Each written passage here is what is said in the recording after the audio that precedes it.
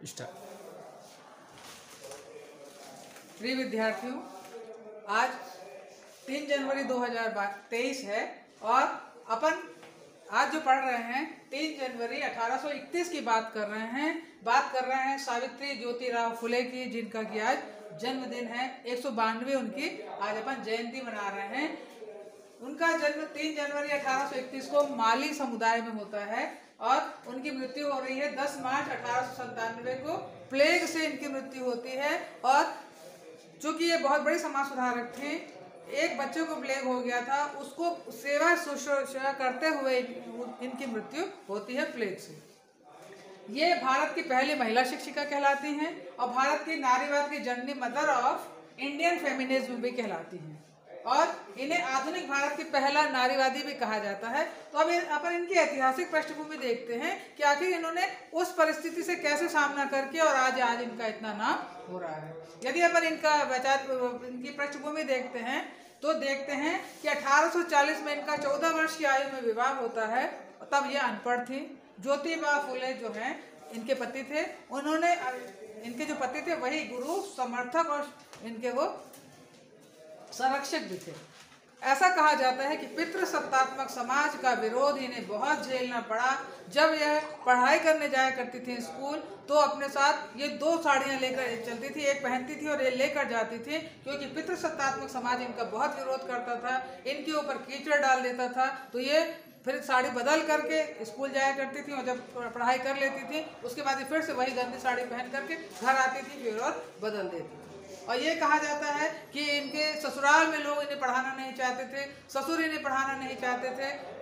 ज्योतिबा ने इनका विरोध किया कि हम पढ़ेंगे, इनको पढ़ाएंगे। तब उनके पिताजी ने कहा आप चाहे तो घर छोड़कर जा सकते हैं। तो इन्होंने ऐसा ही किया और अपना अलग लोग रह करके, चूँकि ज्योतिबा फुले और सावित्रीबाई फुले ने अपना जो एक जीवन था मिशन के रूप में जिया। इनका लक्ष्य था कि हमको समाज में कुछ करके दिखाना है। और ये मराठी समाज की आदि कवित्री भी कही जाती हैं। इनके द्वारा 2 काव्य संकलन लिखे गए, एक काव्य फुले और दूसरा 52 काशी सुबोध रत्नाकर। इन्होंने 1852 में 9 छात्राओं को लेकर के और अछूत बालिकाओं को, इनका मिशन था कि अछूत बालिकाओं के लिए हम स्कूल खोलेंगे। तो आज से 170 वर्ष पूर्व इन्होंने एक स्कूल खोला। और बच्चों, आपको जानकर बहुत खुशी होगी, एक नई जानकारी आपको मिल रही है कि इनके द्वारा पढ़ाई हुई पहली जो डॉक्टर थी आनंदी गोपाल जोशी, इनकी पहली शिष्या थी जो डॉक्टर के रूप में इनका नाम करती है।